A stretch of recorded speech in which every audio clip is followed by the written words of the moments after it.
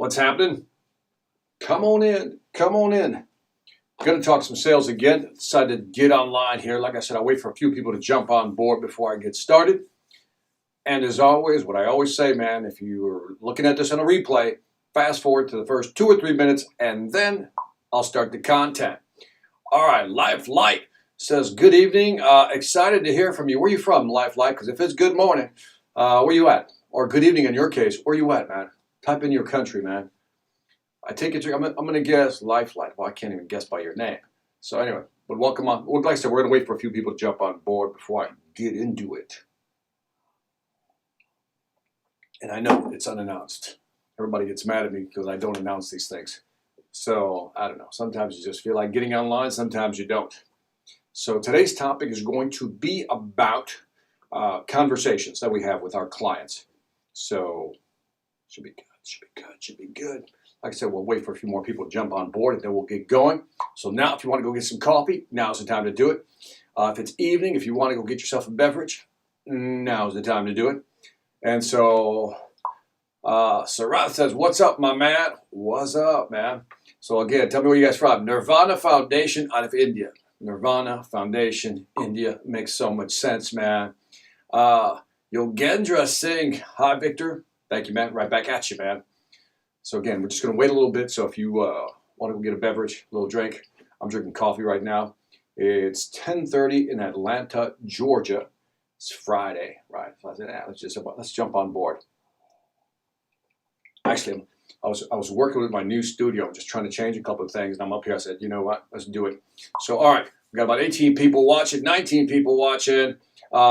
New Delhi, India. M. Nafis. I think I got that right, man. I've never been to India, man. I got to go to India. I need to go there. Let me see. From India, good old Oklahoma. Oklahoma. Love it, man. I love it, man. Thank you, man. That's Roddy saying favorite mentor. Thank you very much. Like I said, man, put your country in, man. That's what really jazzes me up when I hear where you guys are from. New York, S.A. Guzman. All right, Guzman. Where are you originally from, though? I know you're in New York, so where are you originally from? Toastmasters, great advice. Herb, man, I am telling you, man, Toastmasters was a change. Have you guys seen my movie, The Motivator? Have you seen my movie, The Motivator, hit the #1? If you've seen my movie, it's a documentary called The Motivator, #1. Chicago in the house, all right. Shaka Strong. Chaka Strong. Now that's a strong name. Chaka Strong is a strong name. I love it. Sai T from Ethiopia. That's my girl, Sai. One day I'm going to meet Sai. Cleveland. All right, Maryland. All right, love it, man. I hope it's getting warm up there. I hope they're loosening things up there so you can get outside. Let me see. Deepak. Hi, Victor, from Pune, India. Did I get that right? Pune. Lifelike. Thank you, Lifelike. Say, come to India, we'll host you, man. Yeah, I think I feel a kinship with India, man. All right, man, we got some people rolling on board. You guys ready to get started? Like I said, I'm going to keep this short. It's Friday, so, you know, I don't know, Freestyle Friday. Can we call it that like people do? That's Freestyle Friday. Let's just freestyle this thing. And so I was going through my book, that one, The Sales Model. And so what I want to talk about today, I think it's something that I've touched on in the past, but I think it's worth touching on again because I had a great conversation with a gentleman yesterday. He wrote a book called Selling to Zebras. Selling to Zebras. I'm not going to talk about that today, but I just want to mention how this conversation came about. So I'm interviewing Jeff Kozer, who wrote the book Selling to Zebras, one of those books that I've always loved, especially if you're in the B2B business. Selling to Zebras is a great book to get. I highly recommend it. Now, a zebra, by the way, the subtitle is Closing 90% of Your Business. And I remember seeing that part about closing 90%. I said, how do you close 90%? And what he was highlighting was that when you know who your client is, your ideal client profile, right? Your ICP, they call it, your ideal client profile. He calls it a zebra because it has the right stripes, and those are the types of people you're looking for with the right stripes. But we had a conversation yesterday about decision makers. Like if you're trying to deal, let's break it down. If I'm in retail, I'm probably dealing one-on-one with somebody. So the decision-making process is between me and the other person. It's pretty straightforward, right? If you're selling to residential, to homes, typically you have one, more likely two decision makers, which is the husband and the wife, right? So now you're selling 1 to 2. 2 decision makers, still somewhat manageable. Not easy, but somewhat manageable. But then as you're moving into the B2B space, now you've gone from 1 to 1, which is, let's say, B2C consumer. You're selling to residential, let's call it that, business to home, right? That's 1 to 2, so that's a little more complicated. But now you start moving into the B2B space. And we were talking about how years ago we categorized buyers into 4 categories, and I still think that's true. But what's also happening is that the buying process is getting more complicated, more convoluted. More buyers are actually involved in the buying decision. And the most recent report I read was that on average in a B2B complex sales, you can have up to, listen to this, 9 decision makers. How do you deal with 9 decision makers, right? That's a lot of people to deal with, which is why you hear the phrase collaborative selling. Collaborative selling is trying to involve all these people, find common ground, and to push a decision forward. Because what typically happens is that a lot of our deals, especially again in the B2B space, get stalled, and because there's too many decision makers. Like anything else, when there's too many decision makers, your close rate goes down, everything gets delayed. Now, they didn't buy from somebody else. Typically, they just didn't make a buying decision. That's what happens when too many people are involved. So what I want to do is take a step back, and I'm going to talk about 4 different buying categories. And again, if you followed me, you know where I'm going with it. But I got a new layer I want to add on top of this. So let me just get into it, okay? Now, years ago, I read a book called Strategic Selling by Miller Heiman, right? Miller Heiman actually wrote this book years ago. We're talking almost 30 years ago. And they talked about 4 different buyers. I've kind of reshuffled it a little bit, recategorized them, but that's where I got the idea from. So I want to give credit where credit's due. So I also organized it in a way that people can remember. So I use this acronym called MUTE to remember that you typically have 4 types of buyers, okay? Just 4 types of buyers. And so let's go through the first one. The first one is you have a management buyer, right?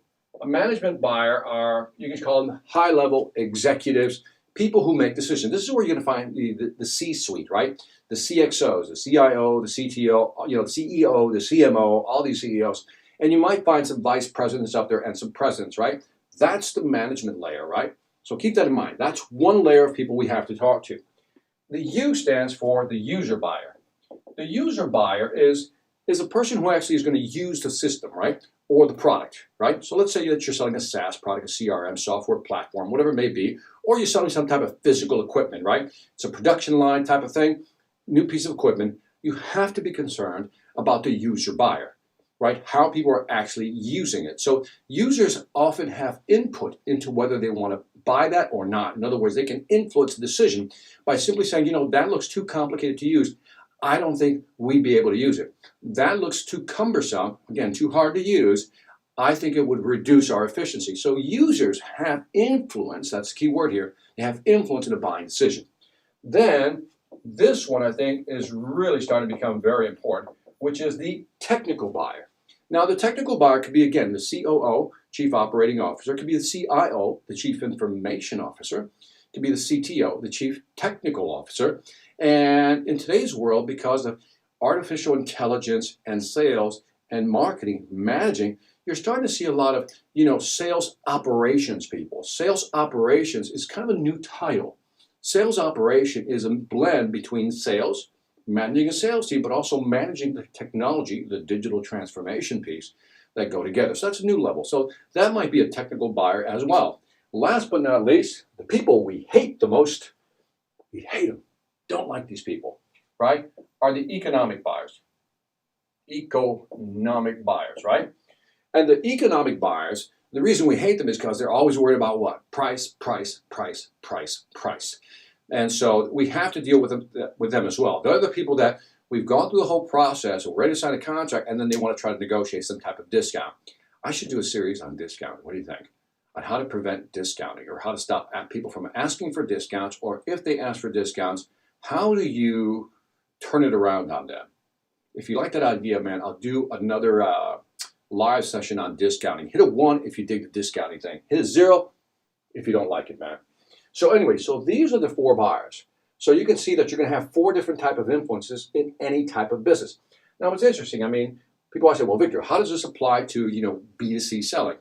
Well, typically in the B2C selling, if you're trying to sell something, this could be the husband and the wife, right?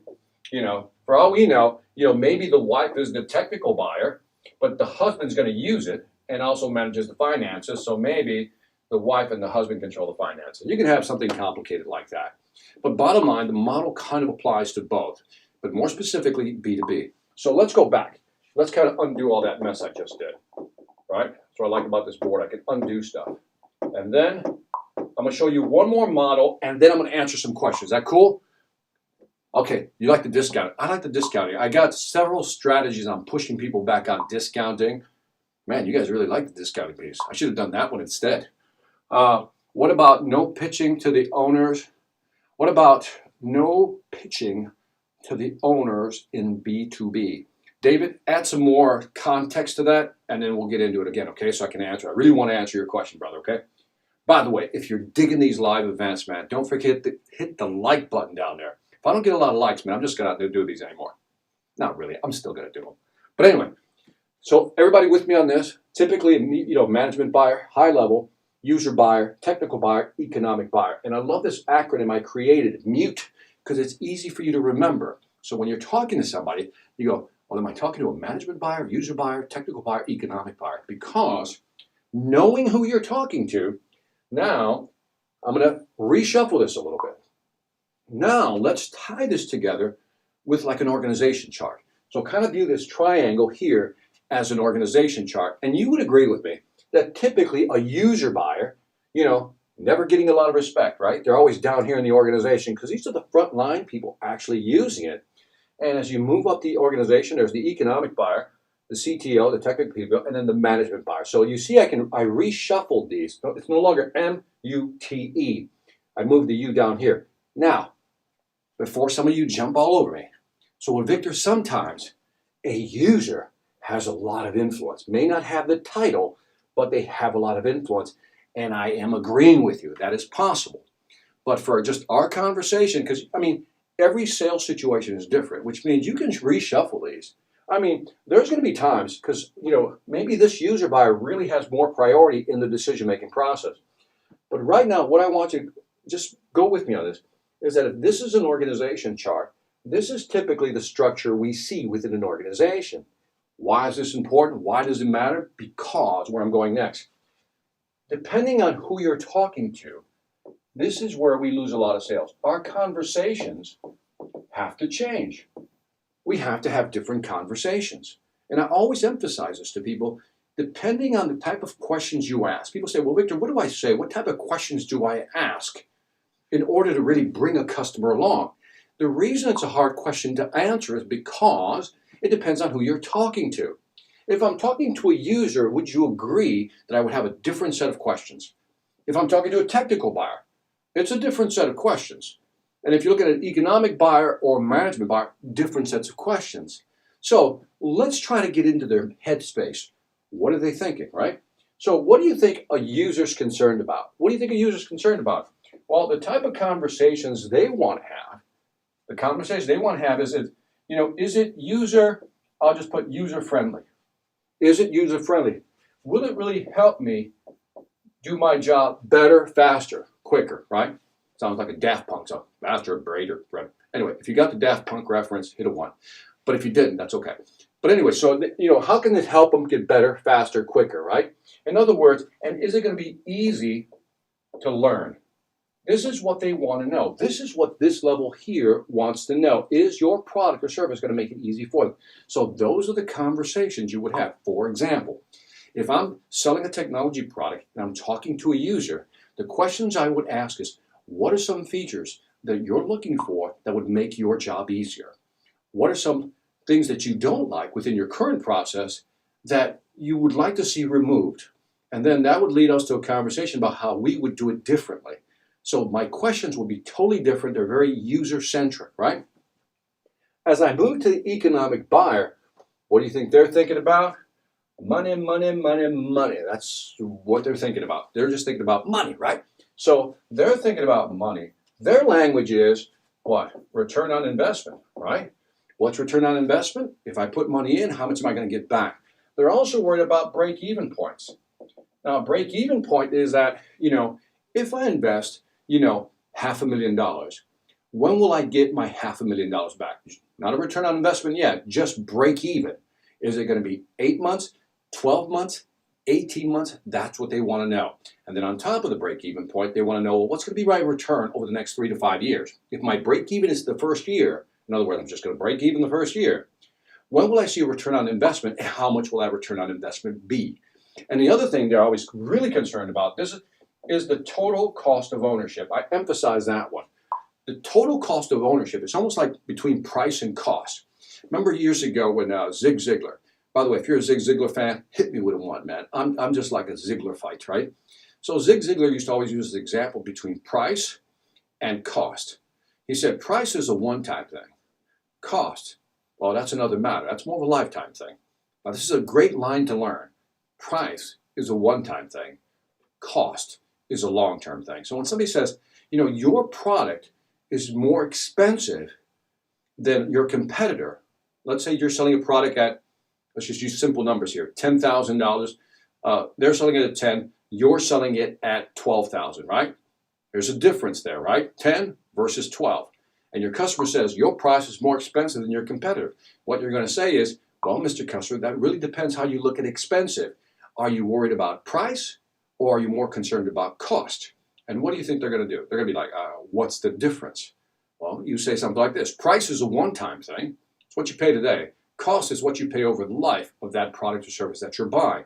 So, for example, if you buy our unit at $12,000, over the next 3 to 5 years, it'll be maintenance-free.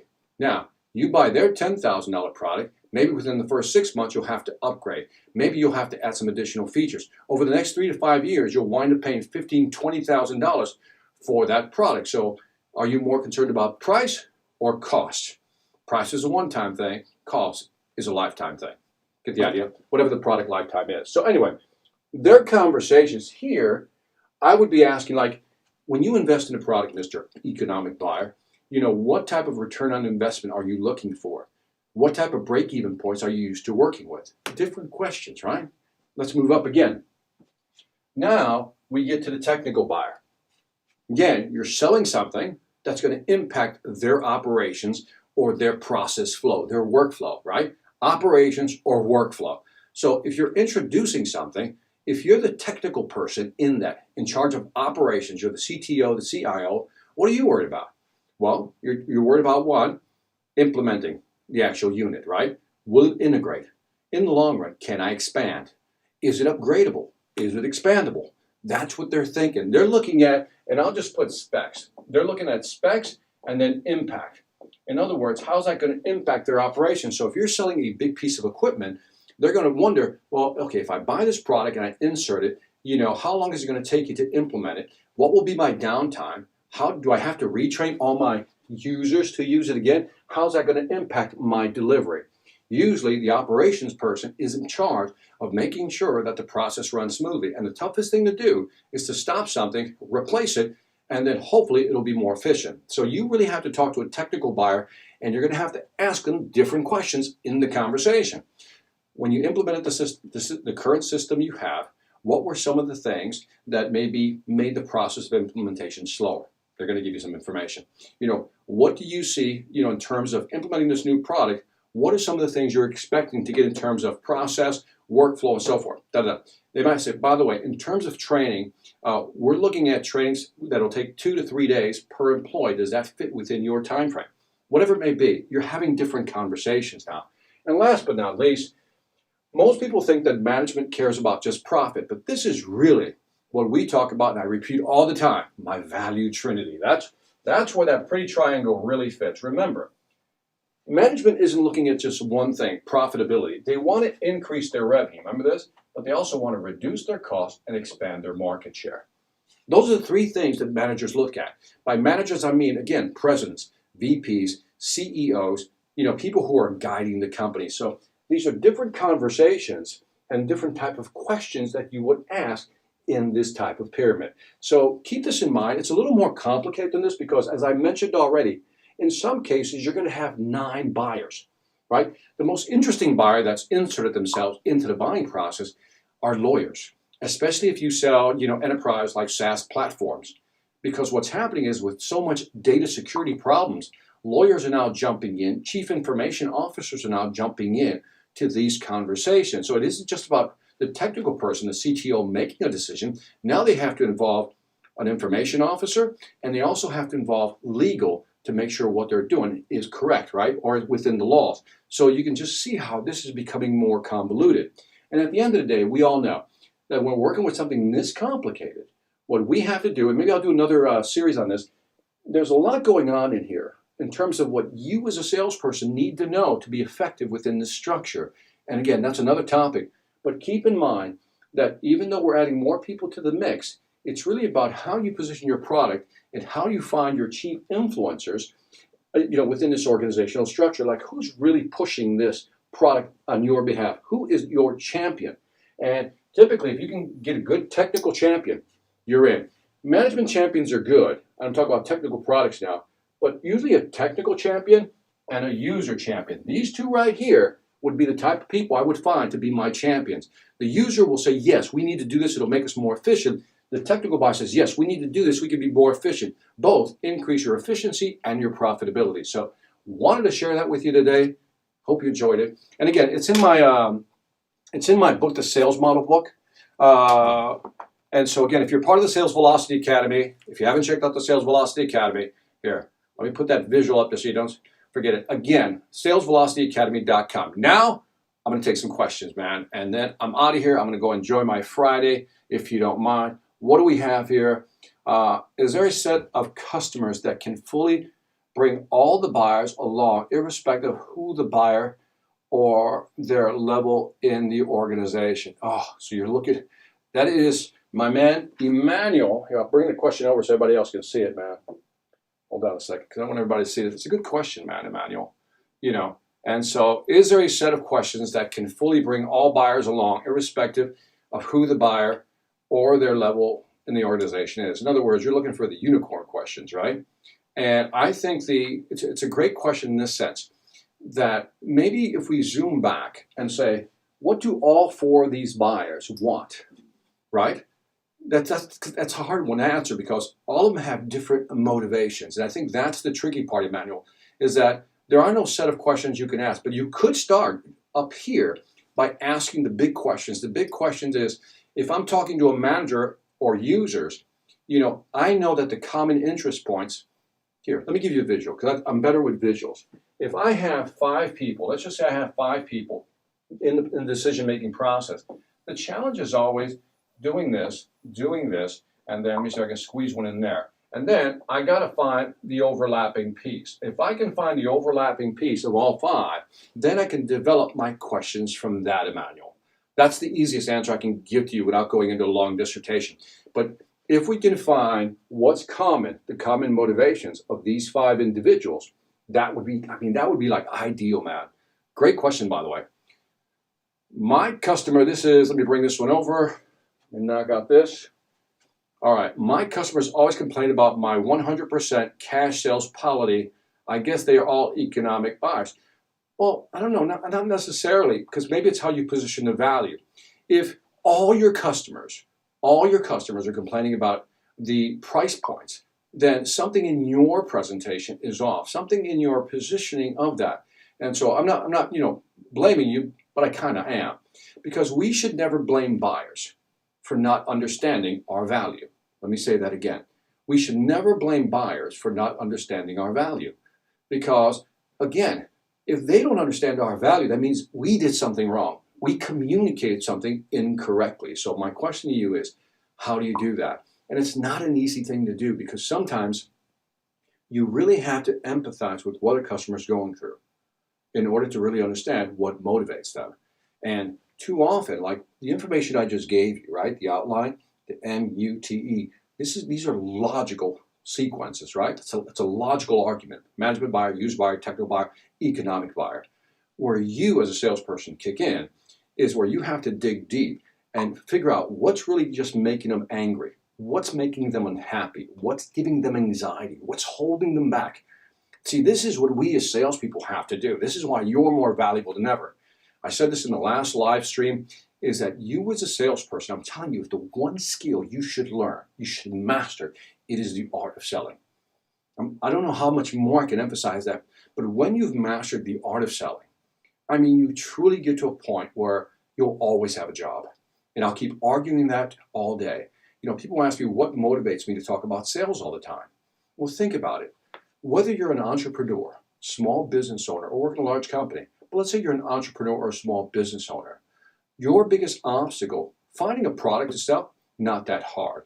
Building a brand, giving your company a name, not that hard. Putting a website up, not that hard, right? So setting up your business, not that hard.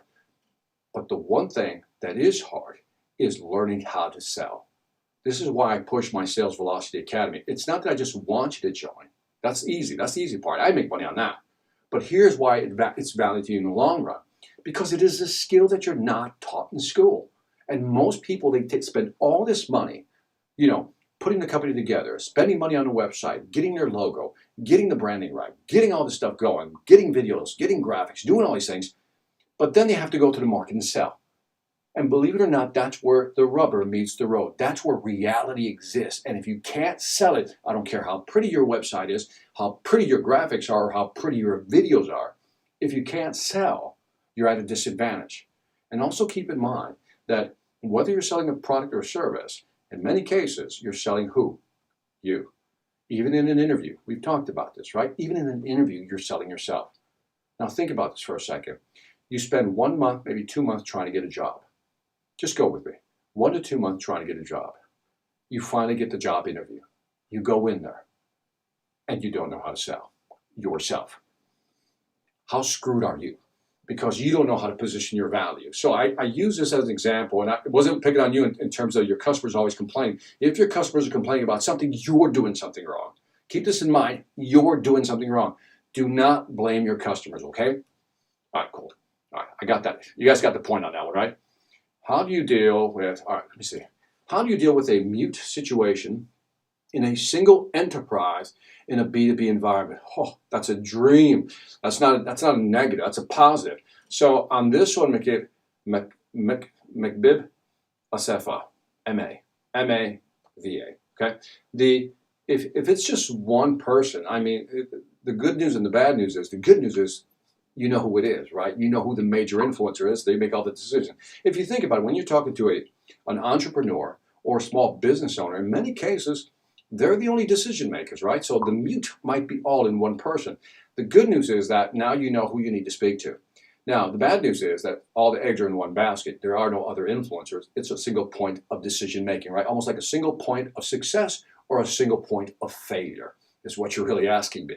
And so I am saying to you, and I'll say it again, that if you're talking to one person who can make the decision, that is ideal. That's not a bad thing. So if somebody's all mute, I love that. And if they're not buying, again, I would look at my presentation. Did I position value? Did I have the right conversations? If you're part of the Sales Velocity Academy, check out one where I talk about presentations. Also, there's a great course on sales conversations, how to pull that information out and figure out what is it that they're looking for. And so if you can line your message up with what they're looking for, MA, you're in. Let me go, let's say. This one says, was there a second part to this question, man? It just says functions. Let me see, was there a second part? Functions. I don't know what that means, but maybe somebody else is asking a question. So I'm just going to let that one go, all right? All right, let me go all the way to the bottom here. This is Wilmer Becerra. Or do you say Wilmer? Only if you're German, man. Keep it up, Victor. First time in your live stream. What? First time? Dude, this is the place to be. This is where you hang out and get some real knowledge. You're a great influencer teacher. I gave you an Uber ride in Miami, and you gave me some good advice and changed my life. Now back in sales. Boom, field goal, man. I'm glad you took my advice, man. Dude, it's great. Dude, when I hear stuff like this, it makes me happy. By the way, if you're wondering why, I give even every Uber ride I've had, I always get into a sales conversation. Why?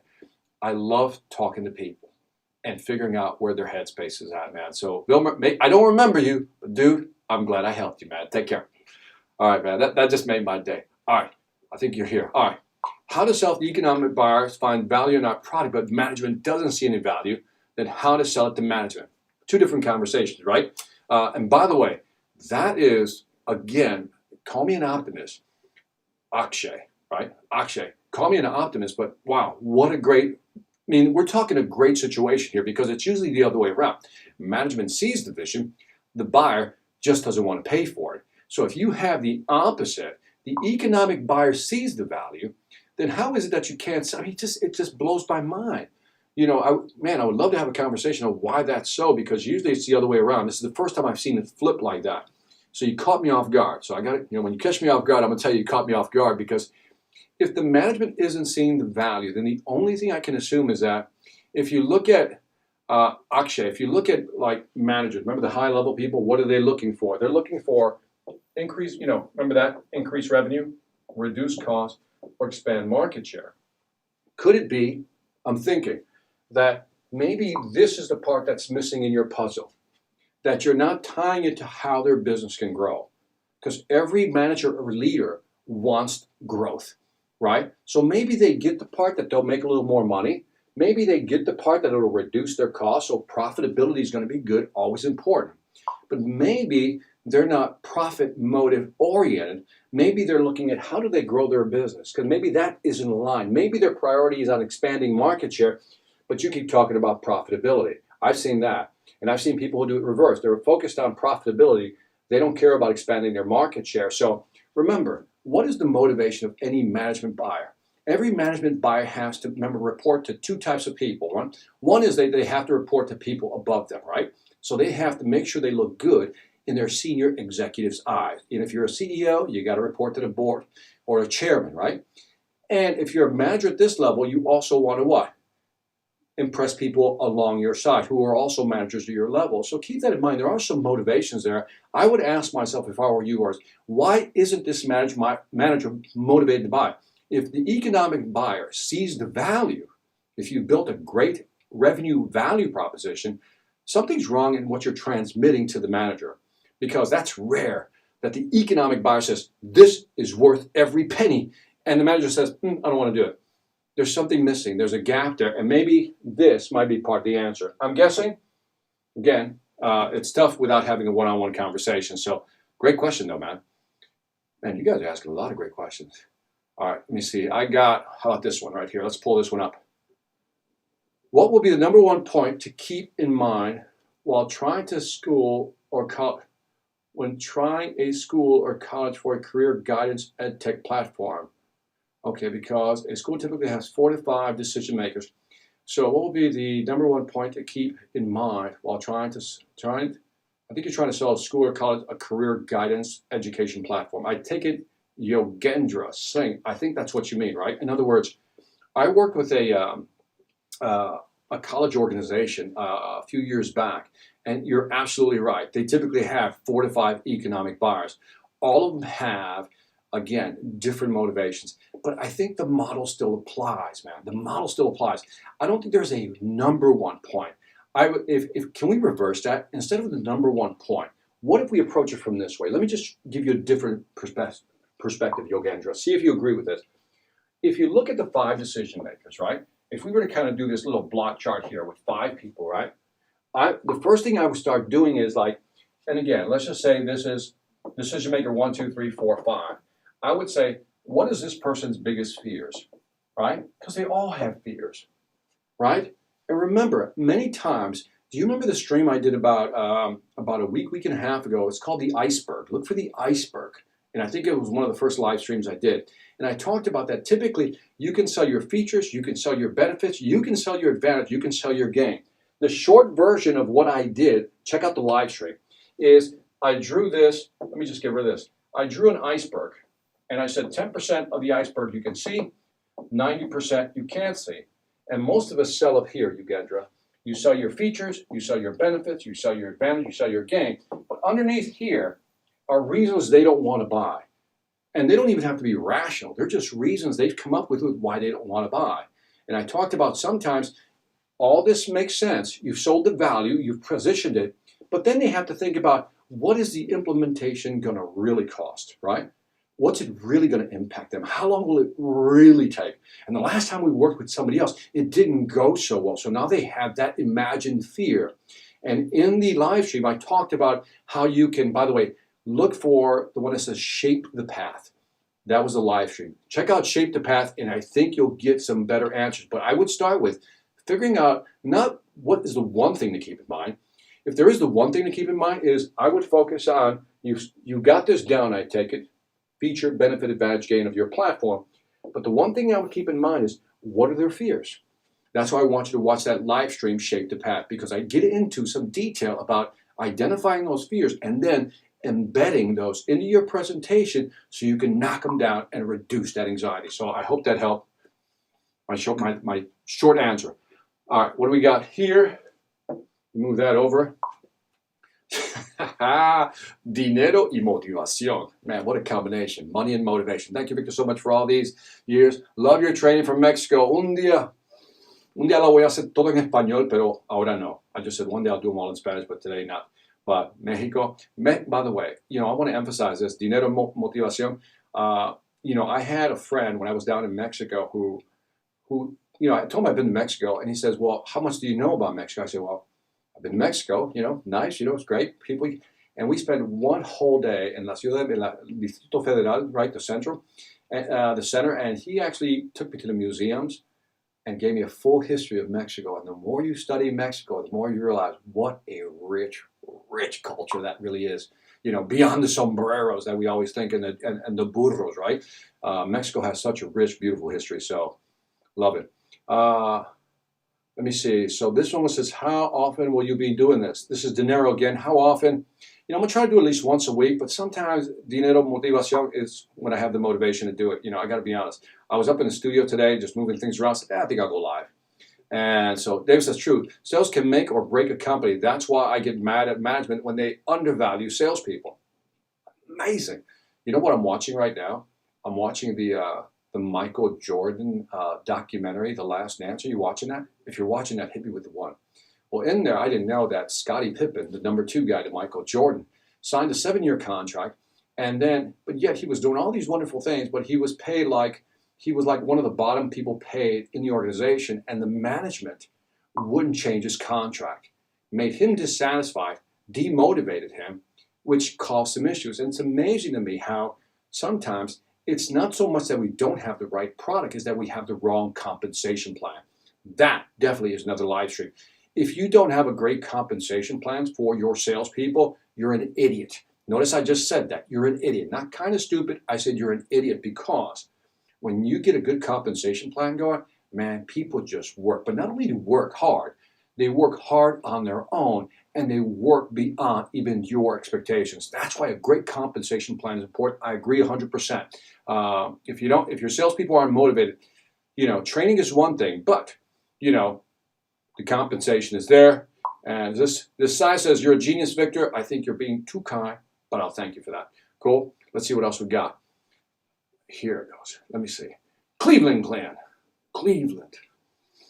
Does the Sales Velocity Academy have training on learning how to sell and also B2C? Yes, it does. Remember, I always have to remind people of this, that people want to parse these things. This is B2B, this is B2C, this is business to residential.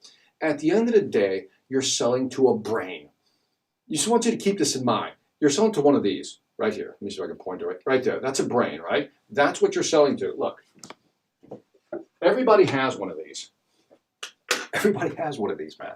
Like, boom, right there. And they all work the same way. It is a common operating system.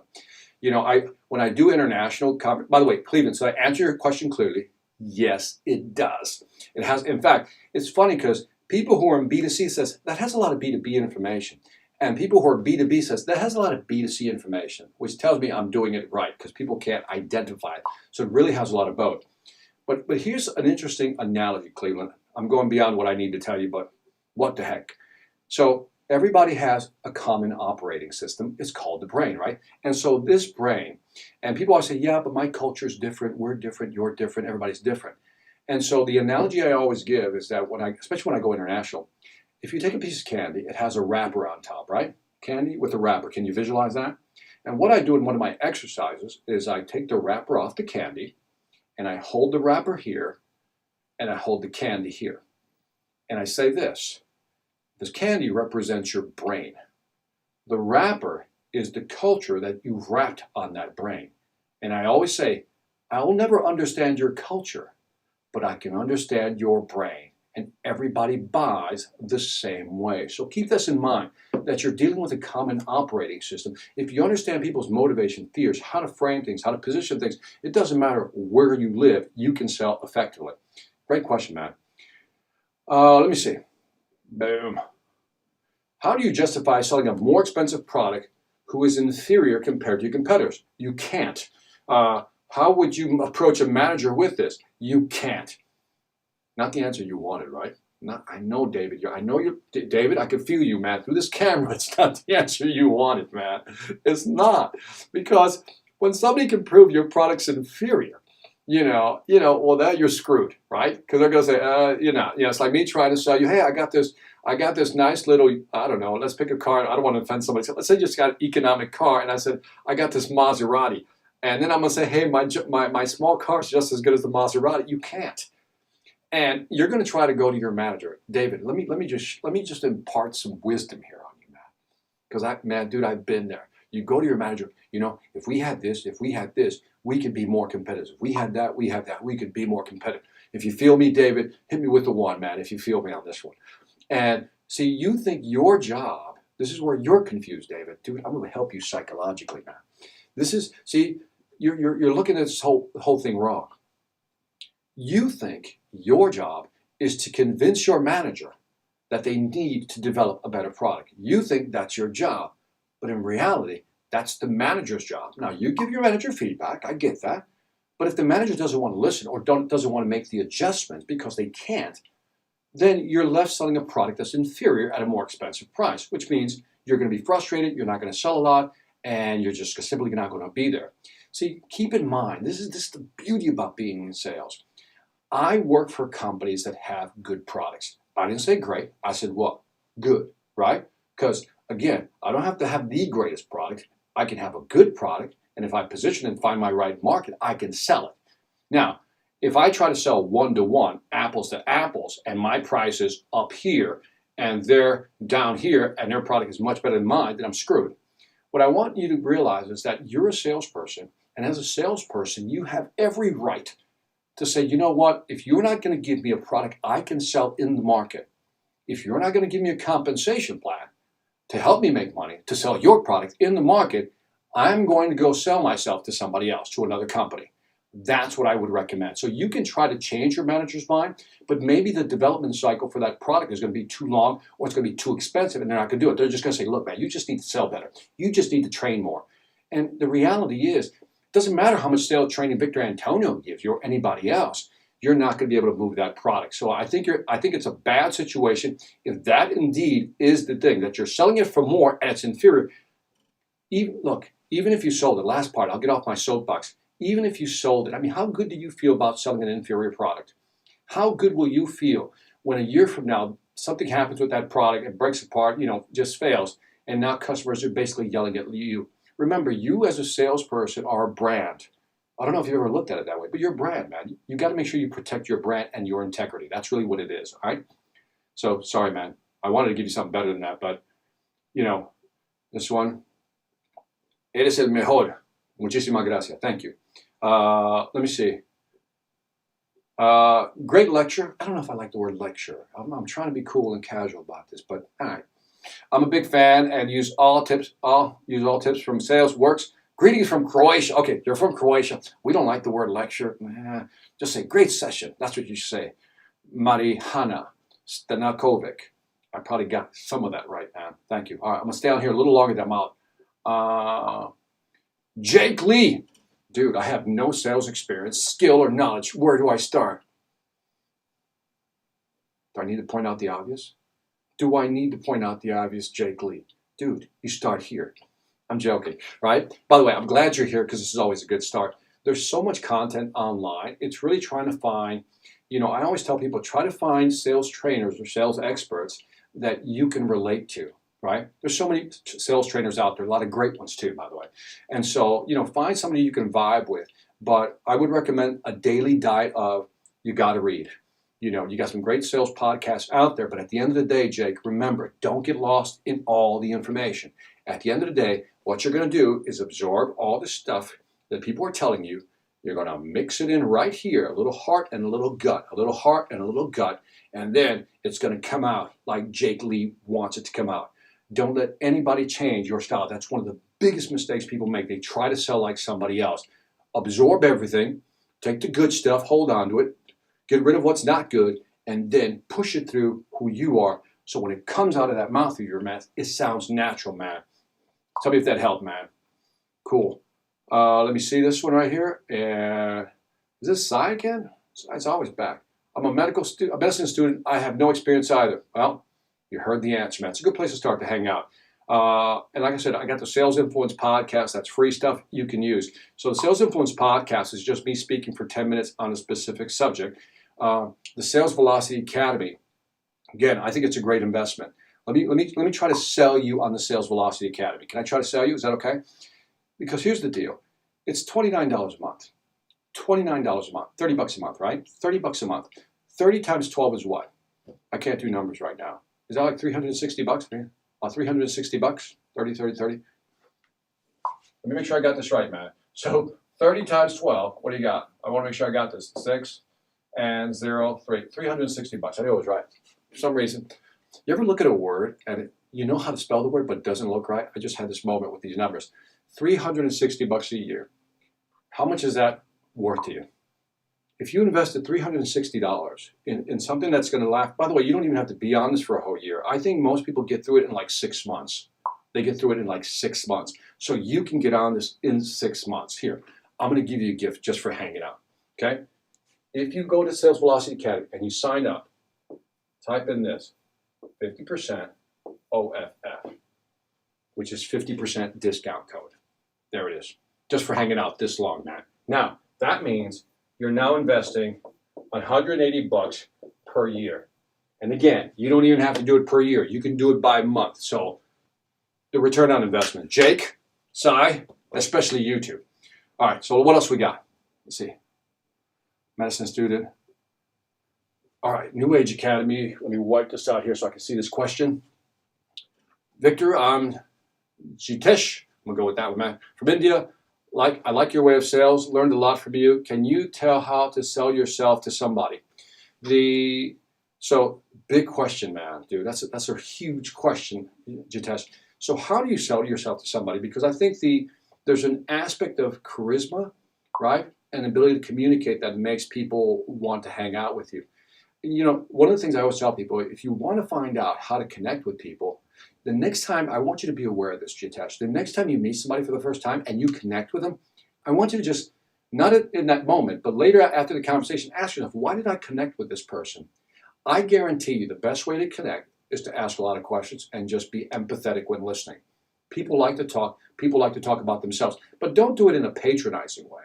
You know, when I meet somebody, I generally want to know, hey, like Vilmer, you know, we talk, he's an Uber driver. Most people say, why would I talk to an Uber driver? You'd be amazed at what you learn from Uber drivers. I like talking to people and I like listening to their stories. I like listening to them. So if I'm trying to sell myself on somebody, let's say I'm trying to sell myself on a CEO. The last thing I want to do with a CEO is treat them differently. This is what I've learned, just giving you my tips. When I talk to people at high levels, you know, here's what's interesting. I mean, you bring up a point, but I didn't think about this, but tell me if you think I'm right, Jitesh. Just tell me if you think I'm right. I've noticed this. If we look at an organization that looks like that, right? We already talked. These are different levels of organizations, right? Different levels in the organization, right? And what I found is that down here, there's so much insecurity down here in the lower levels, insecurity in the lower levels of a company. So much insecurity. What I found is, as you move up, you'll still have some, but it's not as strong. But up here, at the CEO, at the C-level, president level, I've learned that the insecurities are lower. And the more you can have a casual conversation, like you and I try to create a casual conversation, the more they enjoy it.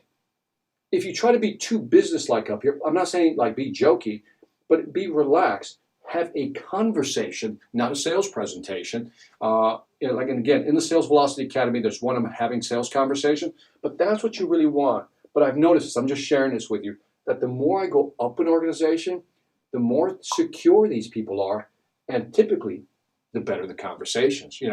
I just interviewed a top financial person. I can't tell you until the interview comes out on the 16th, but you've seen this person. If you're here in the U.S., you've seen her all over the TV. You know who she is. She's at her own TV shows. She's written 8, 9 bestseller books in finance. You kind of got to know who I'm talking about. And they told me I was going to interview her. And I said, great, I'll interview her. And we just had like the best conversation because we just kept it like this. We were just talking. And so I've learned that she's very secure. And you know what, man? It was a great conversation, man. Let me see what else I got. You guys are really pumping these comments. By the way, if you like this, hit the like button. Okay? Appreciate it. That's the only price you have to pay for this. If you don't like it, just don't hit the like button, by the way. Don't just do it for me. Don't do it for me. So, all right. So, I feel the podcast sales are different content, both valuable. There's a little overlap, which is just good for repetition. I finished both. Samad, you got it. Yes, there's like a little overlap. So if you look at the Sales Velocity Academy, right, and then you look at the sales influence stuff, yes, there is an overlap. Because a lot of this stuff here, it's almost like skipping the rock, right? Oh, gotta pull this down. Sorry about that. So it's like there's a little overlap. And what I do is that this allows me to give you like bite-sized pieces of information, but this is where the real courses are at. That's where the real meat is and the order of things in the sequence. So thank you, man. I appreciate that one. And by the way, you finished it. My man. All right. What do we got here? Go to the next one. I want to be an affiliate for your sales velocity. I don't have one. Maybe in the future, Henry. Cool. All right. Now this guy right here, this guy's awesome, by the way.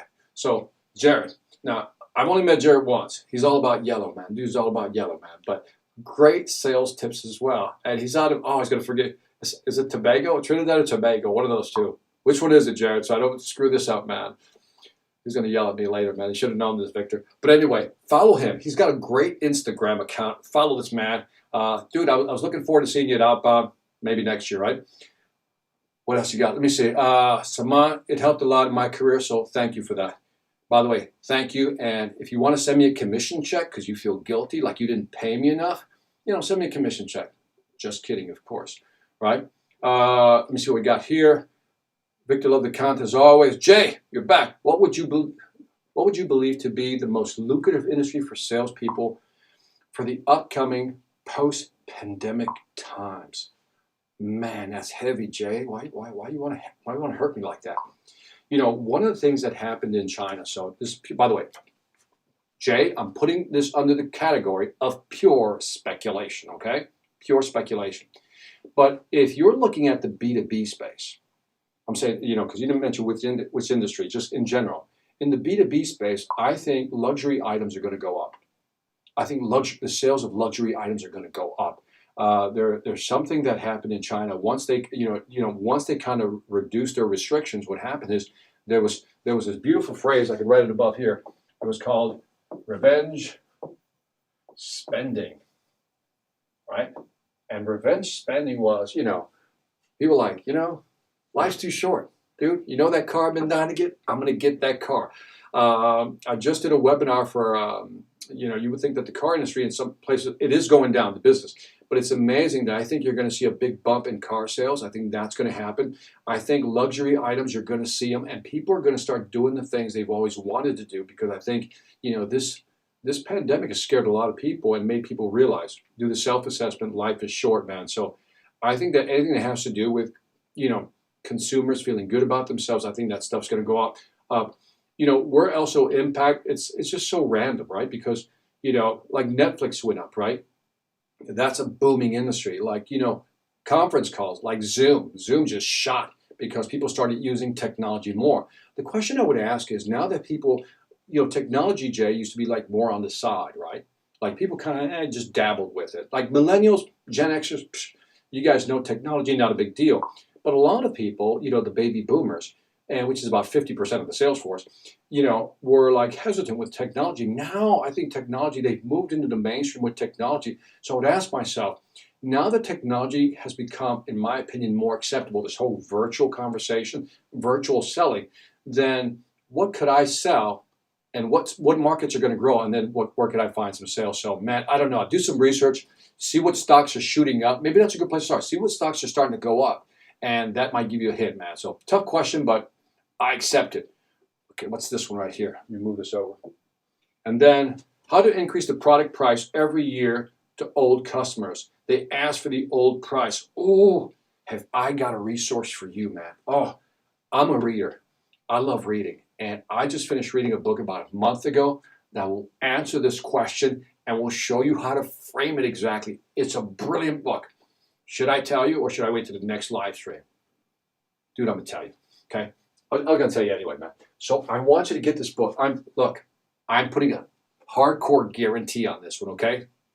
Hardcore, get the book. It's called The Expansive Sale. And I think it's got multiple authors. And there's a company called Corporate Visions. Here's what I want you to do. Do two things. One, the back question right there. Oh, I keep screwing this up, man. Let me pull that down. Sorry. There you go. So The Expansive Sale is the book, right? I mean, get it. What it does is it brings up that scenario specifically and how you should sequence your messaging. And I'm telling you, I think there's like 5 or 6 different messaging sequences in there. And the one that shocked me was that one. It explains that one. The second one was, how do you apologize to a customer? In what sequence do you apologize to a customer? It was brilliant. So get that. Also, this book was written by a couple of guys who work for Corporate Visions. So what I would recommend strongly, again, when I find good resources, sales resources, I want to share them. Corporate Visions is one of these companies. I would get up on Twitter and follow these guys. They always put out great content. I mean, just great content. Their branding is exceptional. But this book is just brilliant to answer that question. So after you read it, you can tell me if I lied to you or not. But I got to believe you're going to send me a gift. Yes, you're going to send me a gift. Say, Victor, I appreciate it. That was a great tip. All right, what else we got here? Your top 3. Why Kanishka? Kanishka, I think we've talked before, right? What are your top 3 recommended books? By the way, I bought the Challenger Sale. All right, so I'm going to give you some books here. By the way, The Expansive Sale that I just mentioned, I would put that on there. You know, I got to do a new top 10. You know, so the books I like. I'm going to tell you the ones that come to mind right. So I know you bought the Challenger Sale. The Challenger Sale. That's a good book, by the way. These guys also wrote one called The Effortless Experience. And by the way, the reason I recommend these books is because these books, they're like doing, let me pull this down here so you can see the books. Kanishka, these books are based on actual studies. It's not anecdotal, it's not opinion, they're actual studies. That's why I recommend these books. I am reading a book right now that I have to go through it so slowly because it's so rich with information. It has nothing to do with sales, but everything to do with sales if you really look at it in the right way. So this one is called Impossible to Ignore. Now, this is a sales book, it's a marketing book, it's a branding book, and it's a presentation book. Your presentations are going to get better. This book, it's been a while since I had to read a book slowly. Like I have to stop every 5 to 10 pages because it's just so much content to absorb, like so many mind-bending ways to look at something. So I highly recommend that, right? But if you read the Challenger Sale, definitely get The Effortless Experience. The Effortless Experience is about how customers don't want to be wowed. They want you to reduce friction, make it easy for them to work with you. So that's worth reading. But these would be my top 3. I got to do a top 10. I'll do a top 10, man. But thank you, Kanishka, man. Hopefully that helps. All right. Oh, see, that's my man right there. See, Jared, this is why I like you, Jared. That right there, he says, that book right there, Response Block Selling, which is not on my shelf. Response Block Selling is the book that's made me, I think, the most money. And I'll do probably one of these live streams about the response block selling structure, but it's basically how do you reduce buyer resistance? And that book, if you ask me, what is my most valuable book, like the one that will make you the biggest return on investment? Response Block Selling. So check it out. By the way, if you Google Response Block Selling PDF, you might find a free copy online. Just saying. All right? All right, let me see. All right, dude. Suggest some only platform for the best sales and marketing as well as management stuffs are available. Suggest some only platforms for best sales and marketing as well as management stuffs are available. It's always depends, Sanjay. Sanjay, it's always about, what you want to do and what you're trying to accomplish. Like, here's some of the tools. I gave this in my no touch selling. Some of the tools I like. CRM, right? I like Pipedrive. Pipedrive.com. Pipedrive.com. I like that tool, right? What else? I use DocuSign. By the way, this is my technology stack, my tech stack, if you're asking me something like that, right? That's my tech stack. The DocuSign is, the ability to send documents, so go to DocuSign.com. Sorry about that. DocuSign.com. What else do I like? Oh, how can I forget this one? Loom.com. What I love about Loom is that it lets you attach a video from your webcam onto a document. So when you send out a proposal, you can put your video on there and explain the whole document. So it's a really cool tool. So I use for my LMS, which is my learning management system that you guys see, I love using Kajabi. Kajabi, right? Kajabi I like because it's an LMS. By the way, LMS, learning management system, which means I can put my videos like the Sales Velocity Academy on there. It also has a great, newsletter feature, right? In other words, you can build your database for newsletters. It also allows you to build funnels, funnels or email campaigns all in one. And I think the price for this is like $1,200 per year. I think that's the price. I think for Pipedrive, you're looking at, if you go with the advanced, it's like $25 per month. DocuSign, these are three. This one, Kajabi is the one I exercise the most. So hopefully that helps a little bit. There's so much stuff out there. I mean, I don't know. I got this graph which shows the technology landscape just for sales. I got another one that shows the technology landscape just for marketing. And it's just immense. There's so many apps out there. There's a lady you should follow. She does a lot with, if you want really this one, Sanjay, there's a lady by the name of Nancy. I believe I got her last name right. Narden, who talks a lot about technology and technology sales, as far as tools. And so she might be a better resource for you, man. So hope that helped, man. Sorry for the long answer. All right, let me see what I got here. And you guys got to let me go, man. I've been on here an hour already. All right. By the way, so again, if you like the video, or is it here? I don't know. Just hit the like button, man, if you like this stuff. Any tips on closure to ask for an order would be helpful. I usually say this inspired by your podcast. Based on what you've seen, when can we have the order? When can we? DR. It's a great question, by the way. So, what is your closing line? Here's what I always try to tell people. You can memorize. So I always use the example of Bruce Lee. Remember Bruce Lee? That guy. And Bruce Lee said something interesting. He says, "I'm not afraid of a man who knows 10,000 kicks and practiced it one time. I'm afraid of a man who knows one kick and practiced it 10,000 times." Right? So I always say, you don't have to learn a lot of different closes. You just have to learn the DR close, the DR Prabhu close, right? And so here's a visual for you, DR, okay? Try this. If you know that this is where you're going to ask for the order, right? Ask for order, right? All right. That's what you're going to ask. Now what I want you to do, just mentally do this, is I want you to write whatever your close is going to be, right? Right? So it could be like this. Based on what I've shown you, is there any reason we shouldn't get started? That's my favorite. That's my one. Based on what I've shown you, is there any reason we shouldn't get started? Now they got to give me a reason why, right? And if they say I'll think about it or something else, you know that I have podcasts on that. You can listen to that and figure that out. But if I know I'm going to ask a question, the trick is if here's point A and this is point B, then what you want to do is figure out what do you need to say in sequence so that as you move this way, you're reducing the buyer resistance. This is resistance. You're reducing it so when you get here, it feels comfortable. The trick in asking the closing question isn't asking the closing question. There's nothing magical here. People tell you there is, but there's nothing magical here. The magic happens is how do you reduce the buyer resistance, right? And again, you can use different strategies. And I hate to pitch the Sales Velocity Academy, but in there's content on how to reduce buyer resistance. And also read that book, Response Block Selling. That'll help as well. So remember, it's not about the question. It's how do you get to that question that the customer feels comfortable because you've reduced that resistance. All right? All right, one more, and I'm out of here. It's Friday. I like to go enjoy myself right now. All right, let me see.